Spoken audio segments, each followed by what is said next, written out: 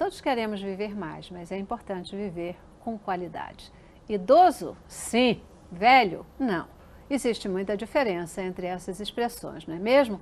Para nos ajudar no entendimento dessa longevidade, eu recebo aqui no estúdio hoje a querida Sandra Alves. Você já a conhece, ela já esteve conosco aqui no Cabeça para Cima, médica, homeopata, ortomolecular e gerontóloga, formada lá pela Universidade de Coimbra. Sempre um prazer enorme ter você aqui. Muito obrigada.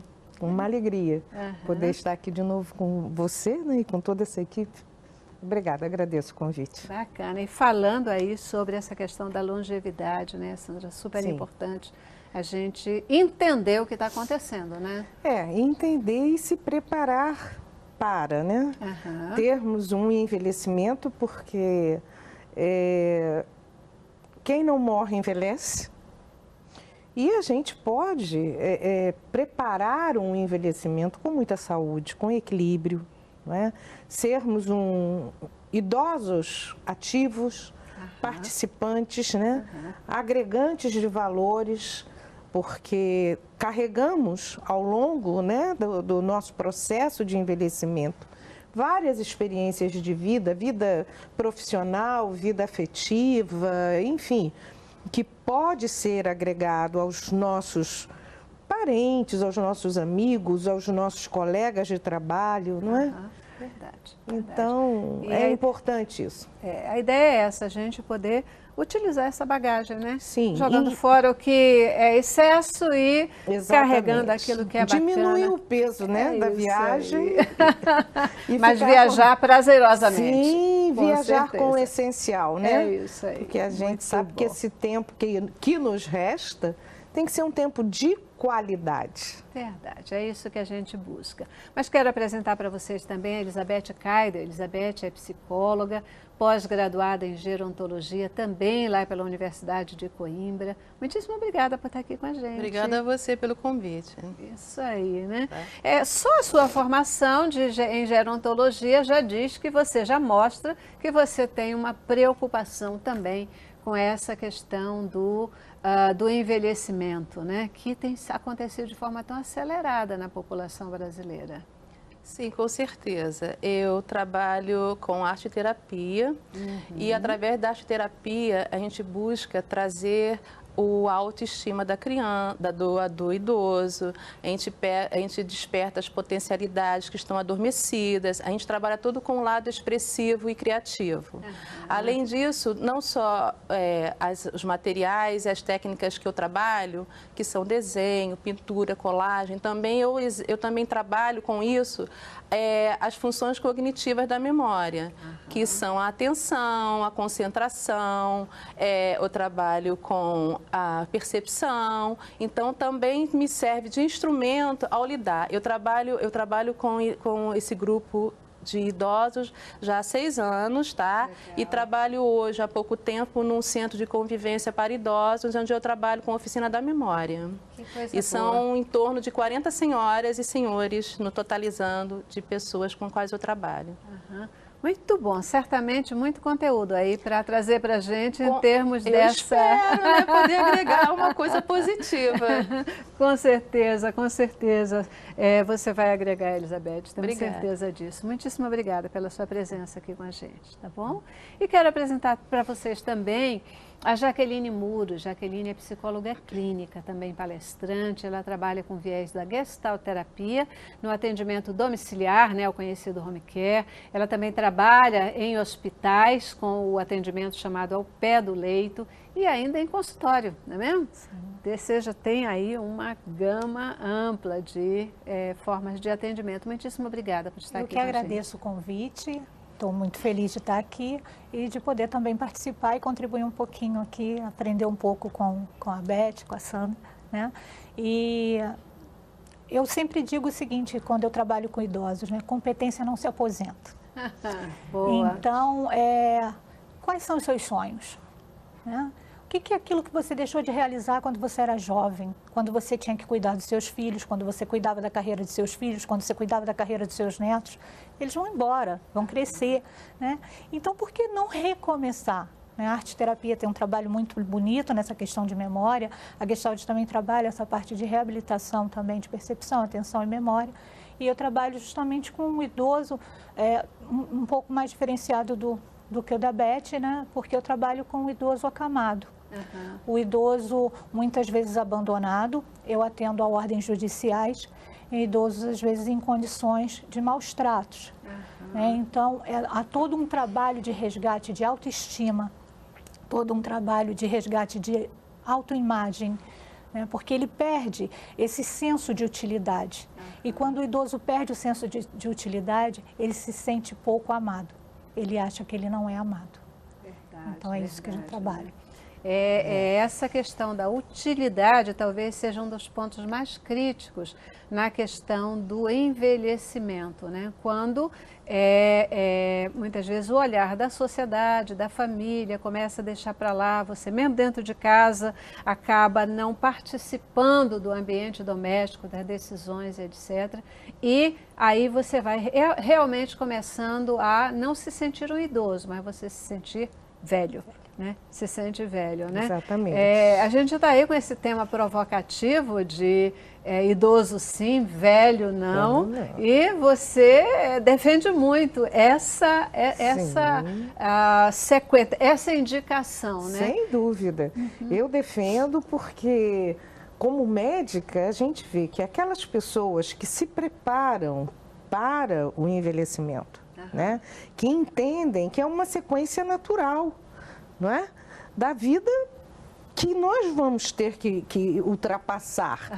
E quanto mais preparados nós estivermos, não é? Fisicamente, emocionalmente, profissionalmente, não é? Porque se nós temos uma boa saúde, porque o que acontece? Antigamente, socialmente, a gente via que o idoso, ele era estimulado à inércia, não é? Acho que as colegas concordam.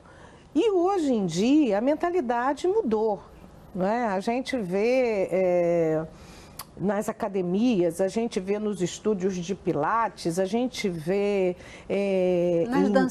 nas danceterias o corpo em movimento, porque é importante que isso seja transmitido e que as pessoas entendam isso. Se eu vou ser velho ou não, depende de mim. Idoso eu vou ser. É inevitável. Sempre o tempo vai passar, eu vou ser uma idosa. Agora, se eu vou optar por ser uma idosa velha, aí depende de mim. Depende da minha mentalidade, depende do que eu busco em termos de atividade, de novos conhecimentos, não é? De novos interesses, não é? Dessas coisas que possam me fazer interagir em tempo real com o momento em que eu estou vivendo. Sem aquele saudosismo, no meu tempo era assim. Ótimo, era, mas agora também é bom. Os tempos mudaram. Os tempos mudaram, Os tempos né? mudaram, né? E a gente precisa acompanhar os nossos filhos, os nossos netos, termos uma conversa atual, não é?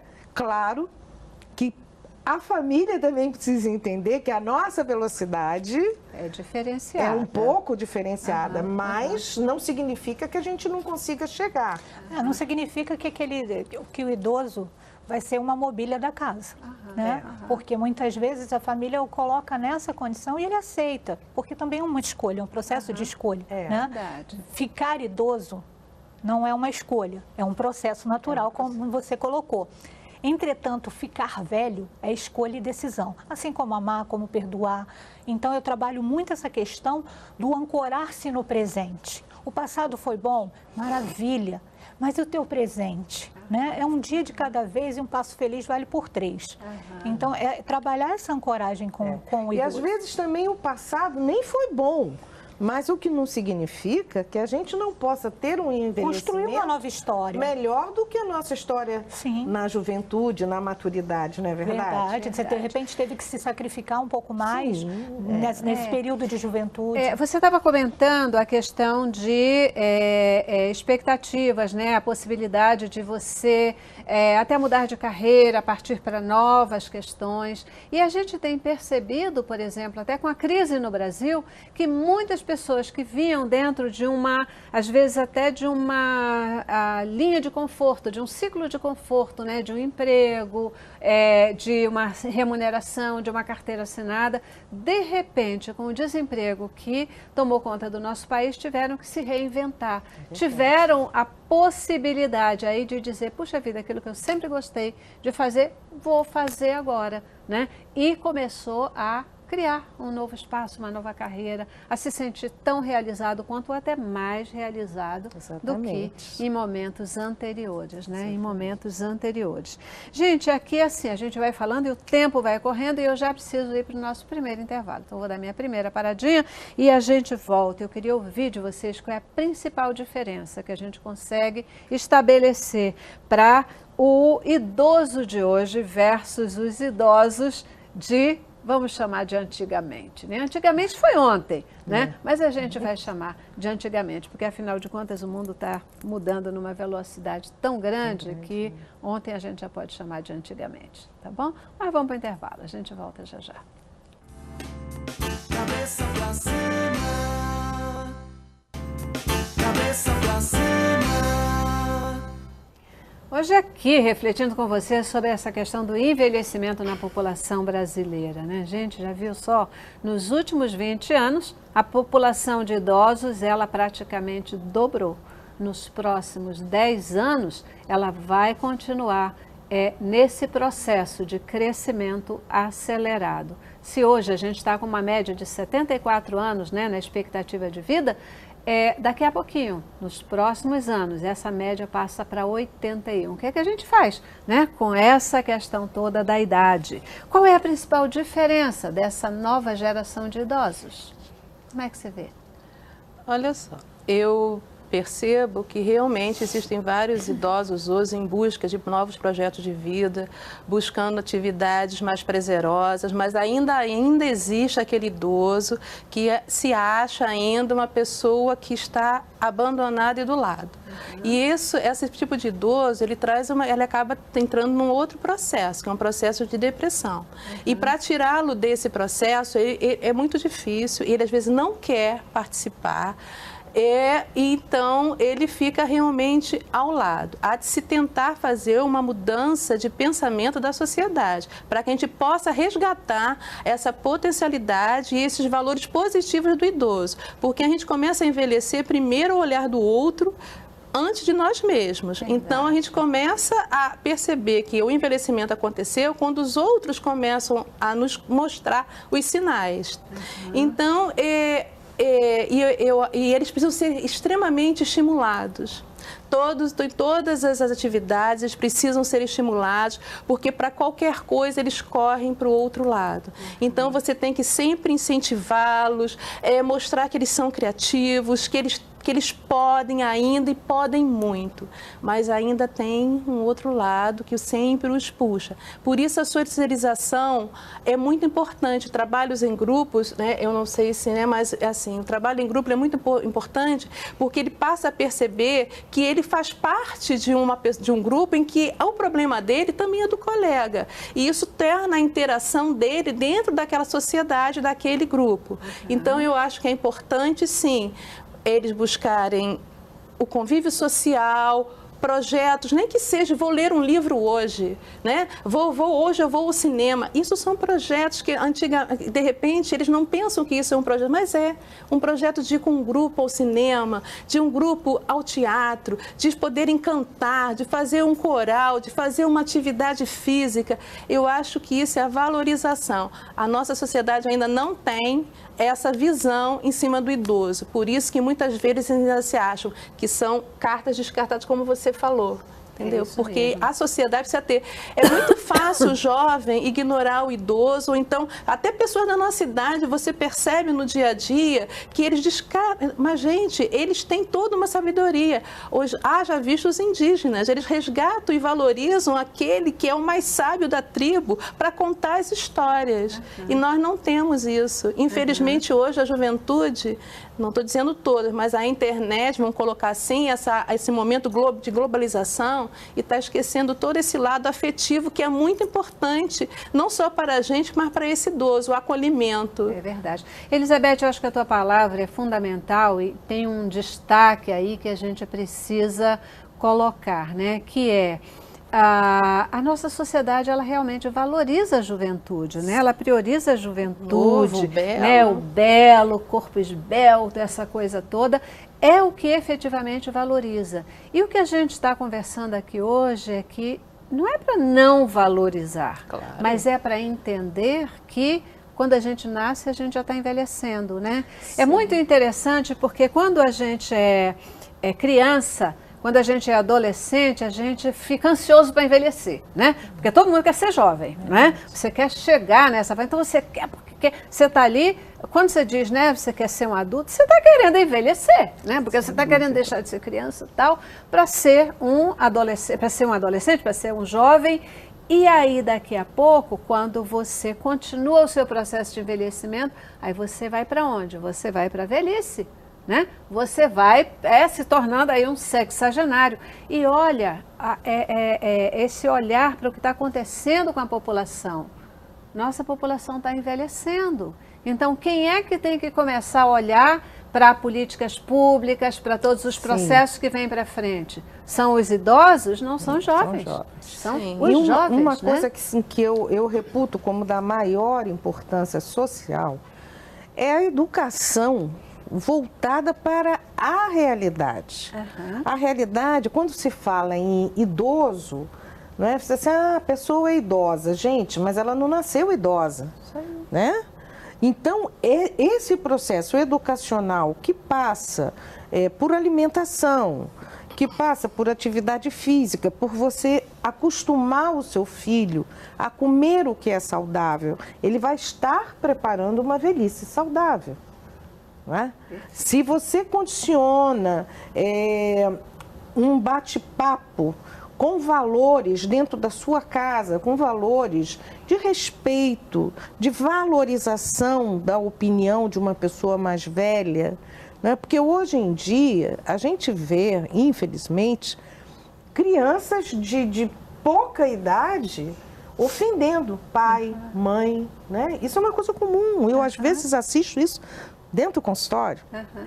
Então, o preparo do envelhecimento, se é que a gente quer ter, porque ficaremos velhos. Com certeza. Né? E nossos filhos, fruto da educação que estamos dando a eles, né, vão nos tratar da forma como nós estamos ensinando. Vão usar os valores referenciais de relação, que são os valores que nós vamos transmitir. Com certeza. Então, com certeza. Isso eu acho, assim, muito importante, porque a sociedade está envelhecendo. E que bom, né? Temos novos medicamentos, temos novos exames, novas tecnologias, novas abordagens, não é? Psicológicas, novos estudos que favorecem a saúde, que favorecem o equilíbrio. Uhum. Né? Quais são as características que vocês percebem de diferença dessa geração de idosos de hoje para a geração anterior? Essa geração de idosos atuais, né, assim, olhando um pouco os meus avós, né? Uhum. O meu filho tem a sorte de ter bisas ainda, né? Então a gente consegue conviver, elas estão aí próximas aos seus 90 anos. Uma acometida de Alzheimer e a outra lúcida, orientada, cuida da vida dela, da casa dela, está no WhatsApp, né? Uhum. Então, tem essa coisa, a tecnologia ela traz isso também, né? De melhorar essa questão da plasticidade cerebral.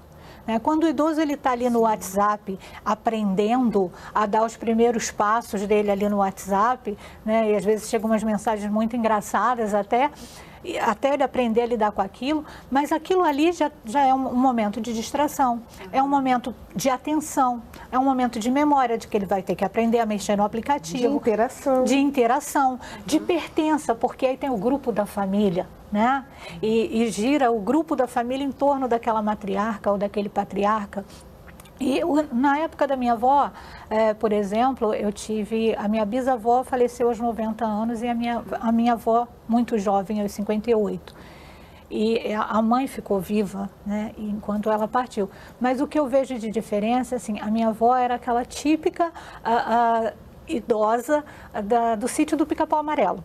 Né? Então, assim, as minhas melhores memórias de infância era com ela, ao fogão de lenha, fazendo pão, fazendo bolo, brigando com a gente, nos ensinando a ordenhar, a cuidar dos animais. Né? Que, na época, era o papel social da mulher. Justamente. Né? Hoje em dia, a mulher já ocupa um espaço diferenciado na sociedade. E isso mudou a posição do idoso também. Né? Isso mudou. E hoje nós vivemos uma modernidade muito líquida. Tudo é muito descartável, muito dispensável. Né? E lidar com o envelhecimento, que é uma coisa tão natural, né? Como vocês colocaram, da vida, todo mundo vai passar por isso,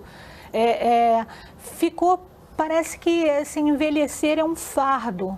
É um peso, quando não é. Nós temos técnicas, né, dentro da ortomolecular, que é uma coisa maravilhosa. Eu indico muito para os meus pacientes jovens, para os meus pacientes idosos. Vamos procurar um ortomolecular, eu brinco muito, vai te virar do avesso. Né, para poder, eu gosto muito. A gente descobrir o que está acontecendo. Eu sempre, quando estou trabalhando com idosos, essa questão da própria depressão, eu quero saber o que é orgânico, porque a gente tem a depressão orgânica. Sim. E eu quero saber o que eu realmente vou trabalhar.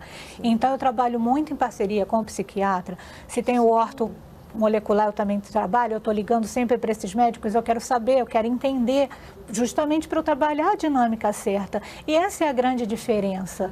Hoje nós temos profissionais mais especializados, mais específicos para cuidar desse público, coisa que não se tinha antigamente, né? E hoje em dia a gente entende a diferença, né?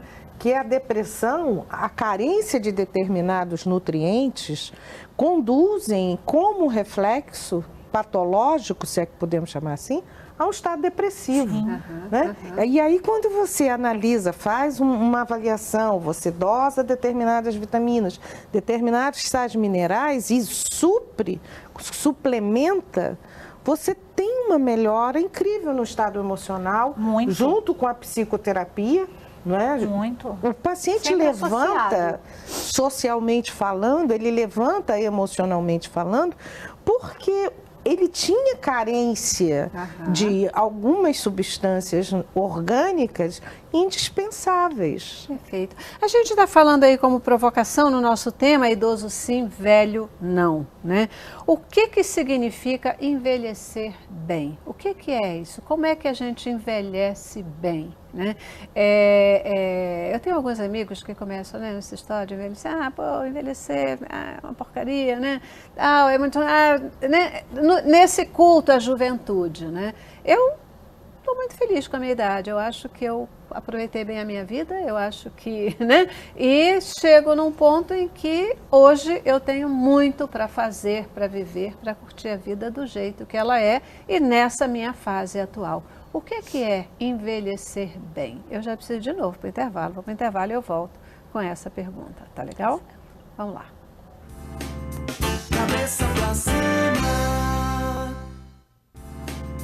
Cabeça pra cima.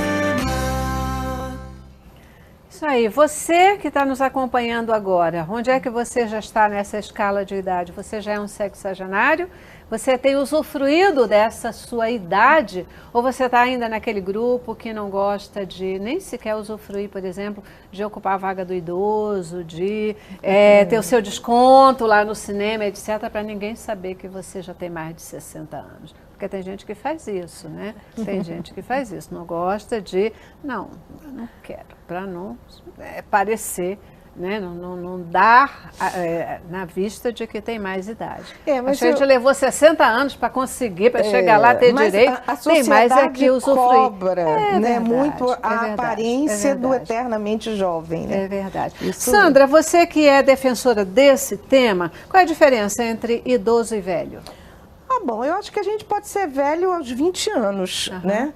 E não ser velho aos 80. Eu acho que é uma postura que a gente adota diante da vida. Né? Aquilo, como você se posiciona? né? O idoso que procura estar sempre em movimento, é um envelhecimento ativo, produtivo, que quer conhecer o novo, que quer se atualizar, que quer ter um nível de diálogo, não é? Próximo das pessoas, né? da família, dos netos, dos amigos. Não é aquele idoso que chega e só sabe reclamar que dói tudo, dói aqui, dói ali, dói acolá. Ninguém aguenta conversar mais do que 10 minutos, porque o assunto é só doença, é só dor, né? Esse é um velho. Né? Aquela pessoa que se recusa a ir a uma peça de teatro, mas eu não tenho dinheiro. Sim, mas tem programas voltados, não é? E sabe-se hoje em dia, como a gente estava até conversando aqui agora, né, no break, hoje em dia está comprovado cientificamente o idoso que se diverte, o idoso que faz um curso de teatro, o idoso que faz um curso de dança, que ele sai para dançar, ele vai ter muito mais saúde. E quando eu falo a saúde física, a saúde emocional, a saúde mental, não é? E, por que não, até a própria saúde espiritual, porque ele não vai viver em si mesmado naquela angústia, né? Naqueles conflitos, porque o que passou, passou. Eu sempre digo para os meus pacientes o seguinte, eu digo, gente, no passado a gente não pode mexer, mas a gente pode construir um novo futuro. Verdade, verdade. Está nas nossas mãos, com toda a experiência que a gente já viveu, o conhecimento, não é? O saber perdoar, né? Vocês que são psicólogas sabem o quanto isso é importante, o quanto às vezes o idoso, isso, gente, é muito importante, é uma coisa que quem está em casa, quem está nos ouvindo, deve parar para pensar. Não é? O quanto a gente guarda no nosso coraçãozinho de ódio, de raiva, de mágoa, sabe? Eu acho que a idade tem que trazer uma leveza. Essas coisas envelhecem. Isso, né? e essas coisas adoecem. Com certeza envelhecem. Sim, e isso adoecem, e adoece, o tempo todo. Né? Enrijece, porque uma mente que não se renova, que está aprisionada em sentimentos negativos, ela é impressionante. Quem trabalha com... dentro da psicossomática, não é? A gente vê muito esse processo de adoecimento daquilo que não foi falado. Quantas pessoas chegam para mim e falam, olha, o médico mandou ele procurar porque eu estou com um bolo na garganta que não sai, né? E esse bolo, o que será que foi aquilo que você não disse? Né? Qual foi o perdão que você deixou de dar? Exatamente. Qual foi? Porque perdoar é decisão. Né? Assim como amar é decisão, ninguém te obriga a amar ninguém, ninguém te obriga a perdoar ninguém, mas nesse processo, né, trazendo até um pouco para esse lado também da questão da espiritualidade, porque o homem ele é biopsicossocial e espiritual, a gente não pode descartar isso, né? Trazendo um pouco para isso, perdoar não é esquecer. Né? Ninguém tem amnésia, né? Mas é decidir, eu quero perdoar porque eu quero me aliviar disso, eu quero tirar esse nó da minha garganta, eu quero tirar esse peso do meu coração, né? E entender essa limitação do outro, né? Esse perdão, ele vai manter a memória só que como um registro. Um mero registro, você e não vai olhar para como aquilo, um fardo, não vai como sentir, uma carga. Né? Não vai doer. É verdade. Né? Perdoar é justamente esse processo, quando você olha para aquela situação em que te machucou muito, mas que hoje você olha para ela, foi uma coisa que aconteceu, né? Foi um rio que passou em minha vida. Isso aí. Mas... Gente, deixa eu fazer uma pergunta aqui. Elizabeth, você trabalha aí com toda essa parte, você já nos deu essa informação da arte-terapia. Quais os benefícios da arte-terapia para o idoso? Ela melhora a autoestima, ela desenvolve a criatividade, ela consegue trabalhar expressivamente as emoções através de todos os tipos de trabalhos, né? É aquilo, ela consegue através de um tema se colocar... É porque às vezes o psicólogo usa muita fala e muitas vezes nem todo mundo consegue verbalizar aquilo que está sentindo. Só que ele, ao botar no papel ou em qualquer outro tipo de suporte, através de uma solicitação que a gente faz, ele consegue colocar expressivamente o que ele está sentindo. E ao ele entrar em contato, através de conduções que a gente faz no trabalho, daquilo que ele conseguiu se expressar, é possível que ele perceba o que está se passando dentro do íntimo dele. além de socializar, né? Fazer resgate, principalmente da criatividade, porque hoje a nossa sociedade exige muito que nós sejamos seres criativos. E então há toda essa resgate dessas potencialidades que estão adormecidas nessa pessoa. Então, e quando você quando você perguntou para ela o que é a diferença do idoso e do pessoa velha, para mim, o idoso é aquele que não se aposentou da vida. Bacana. É isso que eu tenho para falar. Não se aposentou da vida, né? Ele continua vivendo intensamente, buscando se reinventar, buscando o que é mais significativo para ele na vida, naquele momento. E a arte-terapia, ela é para pessoas que elas já estejam com algum tipo de problema ou, na verdade, ela é um recurso, né, para te estimular no teu processo de vida? São as duas coisas, tá? Eu posso trabalhar como recurso, né? Assim como é óbvio que existe arte-terapia, né? Mas a psicologia, se você também faz a formação, você pode usá-la como ferramenta, tá? Mas ela é um recurso em que você pode trazer o saudável que existe nela.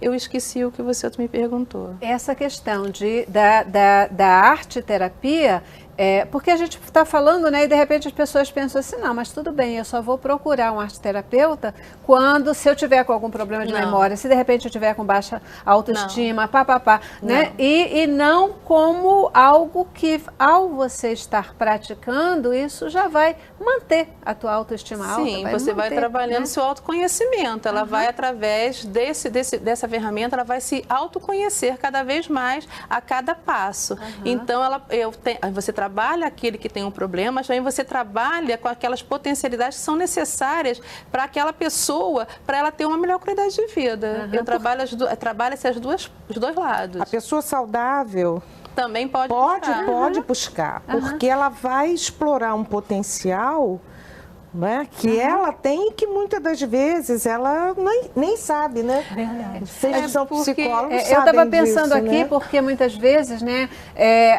o idoso já se aposentou, não da vida, mas do trabalho, né? E de repente ele está com tempo ocioso, né? Não tem o que fazer. Puxa vida, não tenho o que fazer, como é que eu vou ocupar meu tempo? Fazer arte-terapia. E é legal, porque a gente trabalha com música, a gente trabalha com poesia, a gente trabalha com... Todo um processo criativo, Isso, né? Você através de uma poesia, por exemplo, eu adoro Cora Coralina, porque é um exemplo de mulher e de uma pessoa idosa, que aos 75 anos conseguiu publicar o seu primeiro livro. E aos 95 ela conseguiu o troféu Jucá de São Paulo como a primeira poetisa a receber como mulher. Então, para mim, ela é um exemplo. Então, eu falo e cito, porque, gente, por aí mesmo, gente. Vocês têm que acreditar que vocês têm potencialidade, que vocês podem. É isso aí, isso aí. E, aliás, eu vou só dar uma pitadinha aqui, porque eu também sou apaixonada pela Cora Coralina. Para mim, ela é, assim, tudo, né? Como mulher, como uma intelectual. E nós, como mulheres, somos socialmente, às vezes, muito prejudicadas com a idade, não é? Porque esse culto à beleza, que você abriu o programa até falando... É cobrado da mulher, porque assim, a sociedade mulher velha, valoriza aquilo que é o belo e o que é ativo. Ela deixa de ser bela. Dentro de um padrão, né? Não é dentro de um padrão. E isso mexe muito com o psiquismo, né? Com a autoestima, com a emoção. Porque, assim, todas as fases da vida tem a sua beleza, né? Quando você olha para um neném recém-nascido, é aquela coisinha linda. Não é? A criança, o adolescente, a mulher madura, né? A mulher idosa, não é? Ela também tem a sua beleza. Verdade, verdade. Né? Como envelhecer bem? Então, envelhecer bem é um conjunto, né? Você trabalhar a sua plasticidade cerebral através da arte-terapia. Eu indico sempre grupos de dança, porque o sentimento de pertença é muito importante. E foi aquilo que eu falei, o senso de utilidade, né? Quando você perde esse senso de utilidade, você perde o sentimento de pertença e você acha que você não pertence àquele lugar, né? Você tem, às vezes, bisnetos, você tem, às vezes, 4, 5 gerações dentro de uma mesma família, né? Que não consegue chegar a isso porque envelhece realmente bem. Envelhecer bem é você se amar, na idade que você tem. Você ser feliz com essa idade, você saber que seu corpo vai ter limitações, sim, mas não necessariamente você vai ter que ser, sabe, uma mobília. Você vai ter que ser uma mobília da casa, um enfeite da casa. Não. Sabe, eu achei muito bonito esse resgate realmente dos fios brancos novamente. As mulheres estão aprendendo a amar os seus fios brancos, né? Porque a gente vai ficando cada vez mais loira, né? A gente vai envelhecendo, vai ficando loira. Vai ficando loira. Chega uma hora que não dá mais para ficar loiro, não tem jeito, porque o cabelo já não pega mais pigmentação. Mas é importante isso, sabe? Eu vejo, quando eu indico os grupos de dança, estava aqui no break falando com a Beth, né, que eu trabalho com públicos diferenciados. Então, eu tenho pacientes da Barra, tenho pacientes da Zona Sul, tenho pacientes da Zona Norte e tenho pacientes de comunidade. Eu trabalho dentro de comunidades. E esse idoso talvez não tenha o recurso do ortomolecular, né? Foi o que ela me perguntava. Quando não tem, eu vou fazer essa ponte dentro da clínica da família. Será que não tem um homeopata? Será que não tem um geriatra, que é muito difícil hoje em dia encontrar, até como médico particular de convênio, dentro do SUS mais ainda? E a gente vai buscando mecanismos, né? Por exemplo, eu trabalho dentro de uma comunidade em que a maioria das pessoas, são oriundas do Nordeste. Elas sabem fazer renda de bilro, elas sabem bordar, elas sabem fazer tricô. Eu não sei nada disso, mas eu estimulo elas a fazerem. Né? Então, é um trabalho lindo. E é um trabalho que a gente cria e depois elas podem ter renda com isso. Né? Então, e que torna o cérebro cada vez mais muito, porque assim, eu produtivo, estudo neurociência, né? Dentro da neurociência eu descobri o poder do tricô. Né? Porque ele não só mexe com a psicomotricidade, mas com a plasticidade cerebral. Plasticidade cerebral. Então, eu acredito que envelhecer bem é isso. A dança também. A dança foi descoberta agora que quem dança, né? Até quem dança em casa, gente, não precisa entrar para academia, gastar dinheiro não. Bota um rádio lá para tocar e quantos ritmos diferentes trabalha equilíbrio, coordenação motora, e a renovação, né? E a renovação de células neuronais. Isso hoje em dia foi descoberto. Então, você dançar em casa, botar uma música e deixar aquela felicidade te invadir, né? Invadir o teu ser e você sentir, vibrar aquele momento de alegria, você vai estar fazendo um bem imenso a si mesmo, ao seu cérebro, às suas células. Eu acho que é por isso que o Senhor nos provoca a louvá-lo, né? Com música, com saltério, com harpa, com dança, essa coisa toda, porque o louvor, a música, ela faz isso, né? Ela mexe com todos os nossos sentidos, com as nossas emoções. E acalma também, né? Você veja que Saul só era acalmado por Davi tocando, né? A cítara e cantando. Exato, né? E aí ele relaxava. Gente, eu preciso ir para o intervalo, vamos lá para o nosso último intervalo. Eu ainda queria ouvir a opinião de vocês com relação à importância da família, né? Nesse processo do envelhecimento e no suporte, no acompanhamento dos idosos, para que eles não se tornem velhos. Vamos para lá. Cabeça pra cima. Cabeça pra cima. Hoje falando de longevidade, né? Eu já repeti aqui várias vezes, você já deve ter ouvido falar sobre essa questão, que assim, eu só quero ficar mais velha, eu só quero ficar velha se for com saúde, com qualidade de vida. Se não, posso ir embora. Está na hora de ir embora. Porque você quer ficar idosa. Eu quero ficar idosa, isso aí. Quero ficar idosa. Posso chegar aos 100 anos. Se eu tiver saúde, tiver qualidade de vida, tiver podendo usufruir a vida. E usufruir a vida também é isso, é o poder perceber aquilo que acontece ao meu redor, compartilhar com a minha família, essa questão toda, né? Qual a importância da família, gente, nesse processo todo, né, do envelhecimento da população, né, no amparo ao idoso, de forma que ele não se torne móveis e utensílios, né? Qual a importância da família? Então, a família, ela tem um papel essencial dentro desse processo. Como já foi falado, a questão do respeito, né? Você ensina respeito aos seus filhos. E logo eles vão te respeitar quando você já não tiver mais a mesma velocidade no andar, for repetitivo, já não tiver a mesma memória, já não se sentir mais tão adequado, de repente, a um barulho, a uma festa. Esse respeito é essencial. Mas é essencial também a questão da família nesse cuidado de se fazer presente, né? De levar também essa pessoa idosa para viajar, de estimular aquela viagem em grupos, que ela faça amigos, que ela receba esses amigos em casa, respeitar isso também, né? Porque às vezes o idoso ele opta, ou às vezes nem é opção, né? A própria questão financeira, social, econômica do país às vezes tem levado esses filhos de volta a morar com esses pais, né? E muitas vezes o que a gente vê é uma falta de respeito, porque assim, não é o idoso que é o intruso ali, é você que saiu e voltou.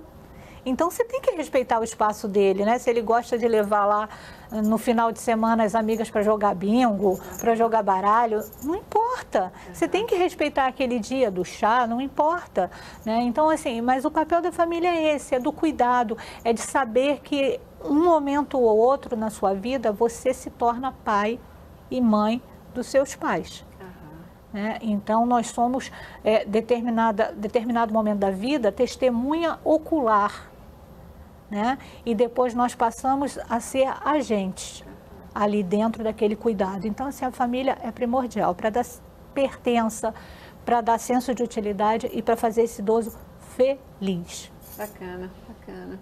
Uma coisa que eu recomendo às famílias também, às vezes o excesso de zelo, de proteção, cuidado por encarar o idoso como uma pessoa deficiente, coisa que o idoso não é. Justamente. Incapaz, né? Incapaz, só às vezes com alguma doença realmente incapacitante, mas na maioria das vezes, uma coisa que eu observo é que não há aquela paciência, aquela tolerância de lidar com o tempo do idoso, né? De pedir a contribuição dele numa coisa pequena em casa, num afazer, num lavar uma louça, num dar uma opinião a respeito do... Como esse quadro, será que ficaria bom aqui, ficaria bom ali? O que você acha? Ou seja, trazer, inseri-lo de volta numa importância, né? Emocional, social, que um dia ele teve. Porque um dia foi ele que ditou como é que a coisa funcionava. E, de repente, ele é não só afastado, mas, às vezes, até desrespeitado na sua opinião, por não ser exatamente igual a dos novos membros, né? Dos filhos, dos netos. Então, que esse conceito de respeito, um respeito afetivo, um respeito amoroso, pudesse também ser visto em casa. Verdade, porque quando a gente está lidando com criança, a gente sabe que a criança tem um tempo e movimento diferenciado, né?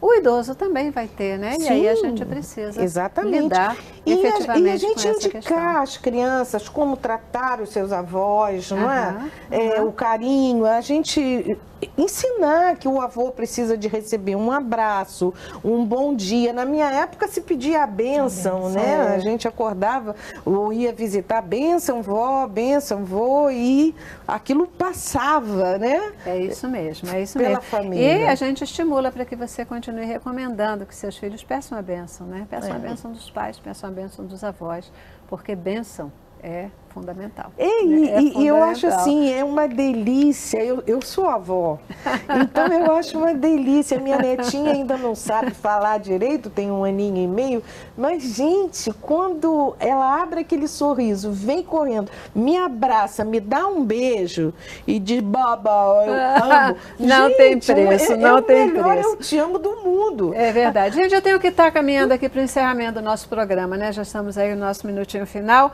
para o encerramento do programa, agradecendo a presença e participação de vocês e ainda ouvir a despedida, o tchau de vocês para o telespectador. Eu vou começar pela Elizabeth. Bom, obrigada por mais essa oportunidade. E você que é idoso, né? Que você busque dentro de si a motivação para você encontrar aquilo que é significativo para você. Que você se reinvente, que você se ame, que você tente buscar o que é de melhor em você. É isso que eu peço. E quando você falou da família, eu acho que é o acolhimento e o amor. Eu acho que o amor é que é o grande... a peça fundamental de tudo isso. É isso aí, porque o amor vai gerar entendimento. Sim, e o acolhimento eu acho que é o que está faltando necessário, e é o que é o ponto importante. Isso aí, bacana. Jaqueline, seu tchauzinho rápido. Eu agradeço o convite, gostei muito de estar com vocês. E meu recado para o idoso é que velho é trapo. Né?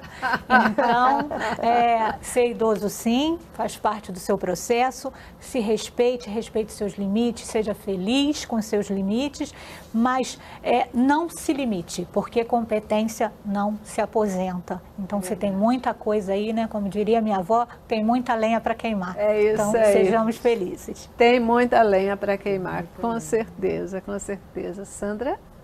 Então, eu quero agradecer mais uma vez a toda a equipe e deixar como recado isso. Gente, nós estamos envelhecendo, eu me coloco como uma idosa que realmente sou, né?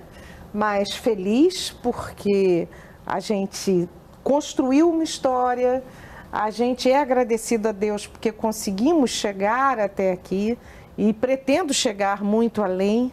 Né? Não quero ficar velha, né? Quero ser uma idosa, como foi minha avó, que chegou aos 100 anos, lúcida, viajando, passeando, enfim, dentro daquilo que ela tinha condições de fazer sem risco, ela fazia e fazia muito bem.